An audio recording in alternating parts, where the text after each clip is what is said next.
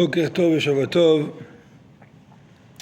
Nous sommes donc dans le 28e chapitre du Tanya et nous sommes aujourd'hui le 17 Tammuz, 17 valeur numérique de Tov. En même temps, c'est un jour de jeûne, mais qui cache derrière lui que du bien d'Akadosh Baruch Hu, et à qui on demande que par le sroud de ce Tanya, on puisse vivre déjà la reconstruction du temple. Parce qu'aujourd'hui, 17 Tammuz, on jeûne pour le temple. Mais on ne va pas s'accrocher au côté négatif de cet événement, mais plutôt comment on va arriver au 3e Beth Amikdash avec Mashiach Tzidkenu immédiatement Bezat Hashem. Dans le cours précédent, nous avons étudié le fait que lorsque quelqu'un il a une guerre qui commence à l'intérieur de lui, voilà, il commence une tfila, il commence à étudier la Torah, il commence à faire quelque chose, et tout d'un coup les idées arrivent dans son cerveau et il commence à penser à ci ou à ça, et il est très perturbé par le sujet. Il se dit comment vais-je faire? Alors, il doit se rappeler d'une chose, c'est ce que l'Admor HaZaken nous a dit, que lorsqu'on est sur un ring et qu'on voit l'adversaire se renforcer, en soi-même, c'est une preuve que l'adversaire se sent faible et qu'il a besoin de mettre beaucoup plus de force parce qu'il sent qu'il est en train de perdre. Et donc le fait même d'avoir de pensées négatives ou en tout cas pas positives pendant le moment de la prière ou au moment de la Torah, en soi-même, c'est une preuve qu'on est dans le bon chemin et qu'on est en train de gagner le combat. Maintenant, l'Admor HaZaken, il veut enlever une idée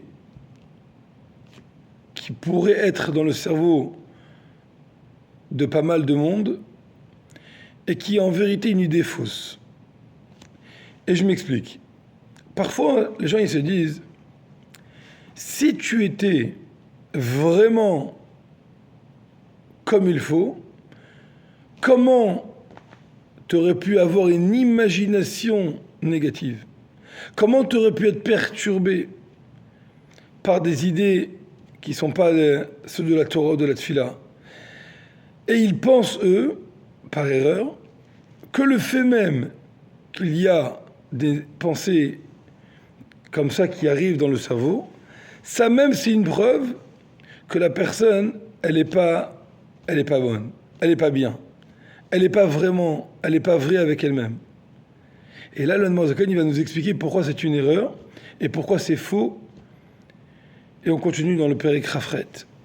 Velo que taout haolam, et pas comme l'erreur que le monde fait. On parle ici du monde, de ceux qui servent Hachem et qui ont une idée, chez Toïm, qui se trompent, le Oriach Minefilat Amarshava Zara, de prouver à travers le fait qu'une mauvaise pensée, qu'une pensée étrangère est arrivée au moment de la Tfilat Slicha, Michlal, She'en Tfilatam Klum, c'est une preuve que leur prière, elle sert à rien. Eux, ils veulent dire comme ça. Si tu étais vrai, alors tu n'aurais pas eu de mauvaise pensée, tu n'aurais pas eu de pensée étrangère. Si tu as eu une pensée étrangère, ça même c'est une preuve qu'en vérité, tu n'es pas vrai avec toi-même. Et là, l'Admor HaZaken dit c'est pas vrai, c'est faux. C'est faux, cette imagination, elle est fausse. Pourquoi? She'ilu yitpalel karaoui, que eux ils disent que si jamais ils priaient comme il se doit, Venachon, et d'une façon juste, ça veut dire que la préparation à la prière, elle aurait été comme il faut. Lo hayou noflim marchavot zarot, il n'aurait pas eu de pensée étrangère. Comme ça, eux, ils pensent. Alors l'Admor HaZaken, il dit, c'est faux. Ça, c'est un taout. Il a répété 2 fois le mot taout. Velo ke taout olam, shetoim lo riach, qui se trompe, toujours il se trompe. Pourquoi il se trompe, Bémet? En vérité, si on voit qu'il y a des pensées étrangères qui arrivent, a priori, ils ont raison. À première vue, ils ont raison. Parce que si ma tête était pleine de sainteté, Comment pourrais-je avoir des idées? Il n'y a pas de place pour autre chose. Comment c'est possible qu'il y a autre chose qui arrive? Alors là, Morazaken, il continue comme ça. Et avant de dire pourquoi ils ont tort de penser comme ça, de prouver à travers les pensées étrangères que ça veut dire que c'est pas comme il faut. Alors là, on dit serait été vrai dans le cas où la vérité, c'est qu'ils auraient eu raison de penser comme ça. Imaïtan et Feshachat Levada, s'il y avait une seule âme. S'il y avait une seule âme à l'intérieur de nous, alors cette âme-là, elle aurait été ou à droite ou à gauche, ou dans les pensées de la tfila, ou dans les pensées étrangères. Et dans ces cas-là, tu ne peux pas être dans les deux en même temps. Et le fait même qu'on soit dans les pensées étrangères, ça aurait été une preuve qu'en vérité, il n'est pas dans la pensée de la tfila. Mais ça, serait été vrai s'il y avait une seule âme. Hi Hamid Palelet, que c'est elle qui prie, cette âme-là unique qui prie. Vihi Amar Shevet Umareret Amar Shevet Zarot, et c'est elle qui pense aux pensées étrangères. Là, on aurait dit, bon, eh ben là, on peut pas être à droite et à gauche en même temps, où on est ou à droite ou à gauche, ou dans les pensées de la tfila, ou dans les pensées étrangères. Et là, le fait qu'on soit dans les pensées étrangères, ça aurait été une preuve. Mais le problème, c'est quoi? C'est que justement, on n'a pas une seule âme. On a deux âmes. Haval behemet la mito, mais la vérité absolue, c'est quoi? Enshte nefashot. Ce sont deux âmes différentes. Anil chamot zuimzu, qui font la guerre. Donc chacune, elle va pousser l'autre en disant non, c'est moi qui m'impose. C'est moi qui donne les pensées maintenant. Et donc le cerveau, il est tiraillé entre la droite et la gauche. Imzu bemochosh adam avec dans le cerveau de l'homme. Et donc en vérité, il est tiraillé. Kolachat et chacune d'entre elles, chefza, sa volonté c'est quoi? Urtsena, c'est quoi son désir et sa volonté? C'est l'imsholbo, c'est de gouverner en lui. Veliot amour memoulim levada, et chaque nefesh, chaque âme, elle veut que le cerveau de cet humain, il soit pris complètement par les pensées, par ses pensées à elle. Et donc elle vient pousser le camp adverse. Mais ce sont deux néfachotes différentes. Et donc c'est pour ça que le cerveau, un coup il est dans la satfila, un coup il est dans les pensées étrangères. Parce que lui-même, il est tiraillé par deux forces extérieures. C'est pas une seule force, c'est deux forces. Donc ces deux forces, il peut y avoir un de droite et un de gauche. Par exemple, rappelez-vous l'histoire de Rivka, la femme de Yitzhak Avinu, la femme de Rivka Yimenu, notre maman, Rivka, elle est enceinte, et donc elle ne sait pas encore ce qu'elle a dans le ventre, et elle passe devant une synagogue, et elle voit que le bébé, il s'excite, il a envie de sortir.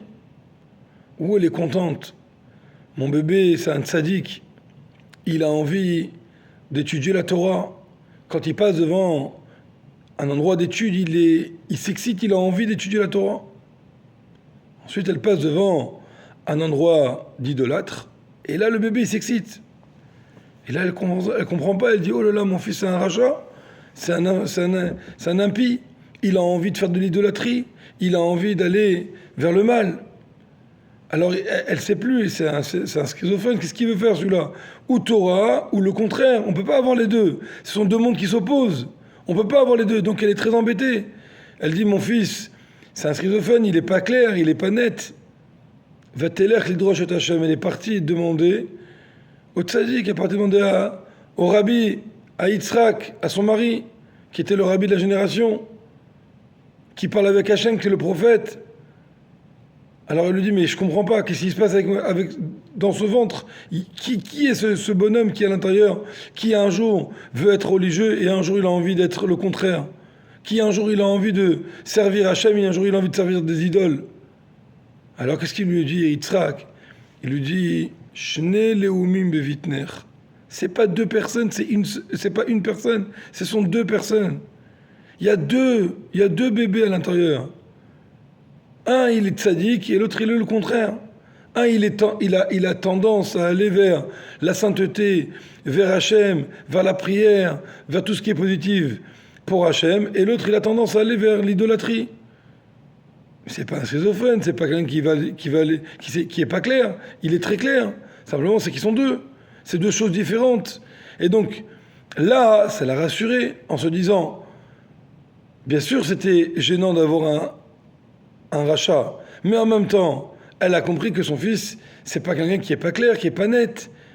Et elle a un tzaddik, et elle a le contraire. Et bien, il y a la même chose à l'intérieur de mon cerveau à moi. Vous voyez, mon cerveau, lui-même, il est tiraillé par Nefesh Elokit, l'âme divine, qui ressemble plutôt à Yaakov, qui est là, qui cherche à étudier la Torah, qui cherche à prier, qui cherche à faire le bien, qui a envie de se concentrer dans la tfila. Mais il y a Esav, l'autre côté, le Nefesh Abahamit, l'âme animale, qui elle tire le cerveau de non, ne pense pas à ça, pense à autre chose, et lui emmène des marchavot zarot, des pensées étrangères.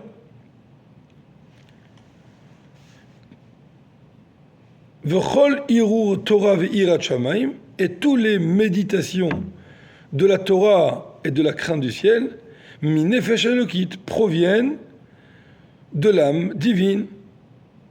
Ça, c'est tout le côté la Torah et la tfila et les choses positives qu'on fait. Tout ça provient de nefesh elokit. V'chol milede alma, par contre, toutes les choses de ce monde-là, toutes les méditations, les pensées de ce monde-là, minefesh abahamit, de l'âme animale. Et dans ces cas-là, il n'y a plus de questions à savoir, à se poser, à se dire, mais si on pense à autre chose, ça veut dire c'est une preuve de rien du tout, parce que c'est deux personnes différentes. Donc c'est pas une preuve que mon nefesh elokit, il n'est pas vrai. Il est vrai, mon nefesh elokit. Il a vraiment envie de faire Torah mitzvot. Ah, pourquoi mon cerveau, il est des fois là, parce qu'il est tiraillé par-ci et par-là. Bien sûr, on a chacun d'entre nous la possibilité, l'occasion et la force, l'aide d'Hachem, pour toujours gagner le combat contre le Nefesh Abahamit, contre l'âme animale. Mais le fait même qu'on soit tiraillé, alors on n'a même pas le choix en vérité. Parce qu'on est des bénonymes, on est des gens moyens, et comme on se rappelle, le bénoni, c'est une personne qui n'a pas la maîtrise sur la proposition du mal, il a la maîtrise sur la réalisation du mal.